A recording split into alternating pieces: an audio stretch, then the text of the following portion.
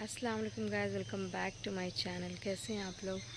तो यहाँ मॉर्निंग का टाइम हो चुका है और मैंने नमाज़ पढ़ लिया है। और मॉर्निंग का व्यू देखिए कितना प्यारा हो रहा है, बहुत सुकून भरा। बहुत तेज़ हवा चल रही, ठंडी ठंडी, बहुत प्यारा मौसम हो रहा है यहाँ।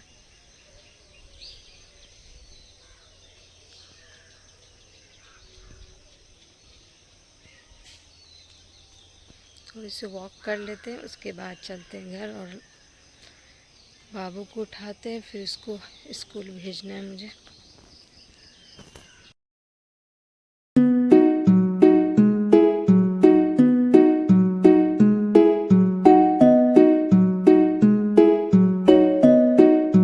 तो जी टहलने के बाद फ्रेश मूड करने के बाद फिर मैं आ गई अपने किचन में। जो मुझे काम करना था, नाश्ता बनाना था बाबू के लिए और लंच भी बनाना था, तो फिर मैं वही करने लगी। उसके लिए नाश्ता भी बना रही थी और साथ साथ में उसके लिए लंच भी बना रही थी। और घर के जो छोटे मोटे काम थे वो पहले से ही मैं किचन में करके रख रही थी कि फिर छोटा बाबू उठ जाता है ना, तो उसके बाद काम करने में नहीं बनता है। तो इसीलिए मैं जो मसाला वसाला पीसना होता है तो मैं सुबह के टाइम ही कर लेती हूँ, क्योंकि यहाँ गांव में लाइट कब चली जाए कोई पता नहीं है। तो इसीलिए मैं वो सब काम भी सुबह सुबह कर लेती हूँ। उसके बाद अभी सब सो रहे थे, उसके बाद मैंने बाबू को उठाया, उसको नहलाया, उसके बाद उसको मैं यहाँ रेडी कर रही थी।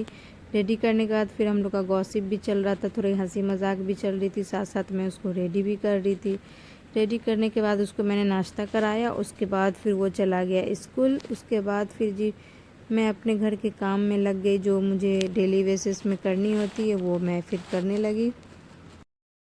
तो अरहम जा चुका है स्कूल, तो अब चलते हैं, अब घर का काम करते हैं जो डेली बेसिस में हम करते हैं और आपको भी दिखाते हैं।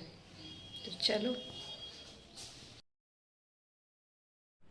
उसके बाद जी मैं यहाँ आ गई, सब्ज़ी मुझे कटिंग करनी थी, तो वो फिर मैं सब्ज़ी कटिंग करनी, क्योंकि आज मुझे दाल और ये नेनुआ बनाना था। तो इसके लिए मैं नेनुआ को पहले से छील के और काट के रख रही थी, और फिर मैंने चने की दाल पहले से भिगो कर रख रखा था। तो फिर यही मैं यहाँ पे बैठ के छील रही थी और ऐसे बातें भी कर रही थी और ये काम भी कर रही थी। उसके बाद फिर जी मैं आ गई किचन में। उसके बाद मैंने चने पहले से भिगो के रख रखा था। फिर मैं कहा कि चलो आज आपसे रेसिपी भी शेयर की जाए, तो उसके लिए मैंने ले लिया कुकर। कुकर में मैंने डाला था जीरा, जो मैंने क्लिप लेना ही भूल गई। उसके बाद फिर मैंने सारे मसाले डाल दिए एक एक करके, जो आप डालते हो, लहसुन, अदरक, और फिर सारे पिसे हुए मसाले, जीरा पाउडर, धनिया पाउडर, मिर्ची पाउडर, सारे चीज़ को मैंने डाल के उसके बाद फिर मैंने टमाटर डाला, उसको भी भून लिया अच्छे से।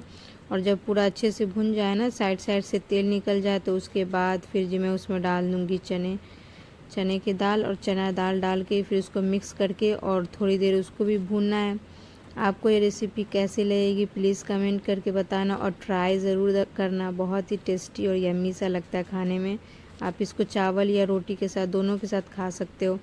तो फिर यहाँ मैंने चने की दाल डाल दी इसमें, और उसके बाद फिर मैं इसको अच्छे से मिक्स करूँगी। मिक्स मिक्स मिक्स अच्छे से ये मिक्स हो जाएगा। थोड़ी देर इसको 5 मिनट पकाना है रख के, और फिर ये अच्छे से पूरा रेड रेड हो जाता है। उसके बाद फिर उसके अंदर उसमें नेनुआ डाल देंगे। अगर आपके पास लौकी है तो आप लौकी डाल के बनाना, वो और टेस्टी लगता है। तो फ़िलहाल मेरे पास वो था नहीं, ये था, नेनुआ था, तो फिर मैंने सोचा चलो इसके साथ ही बनाते हैं।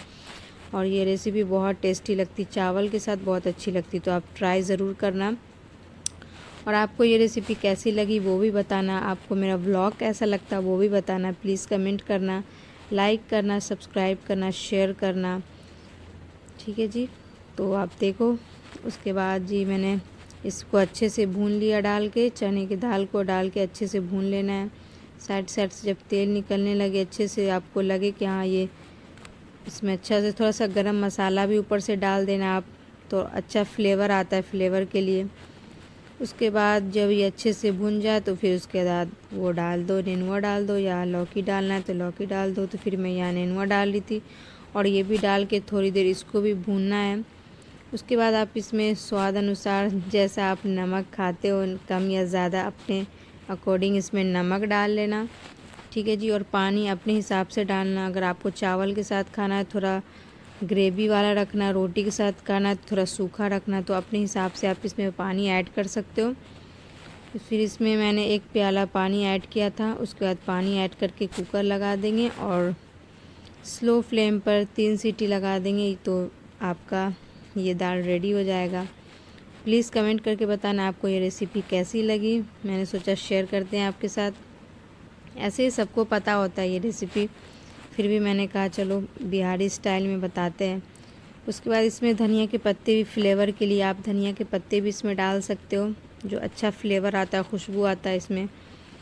और उसके बाद वो डाल के कुकर लगा दो और 3 सीटी लगा दो, बस आपका दाल रेडी हो जाएगा।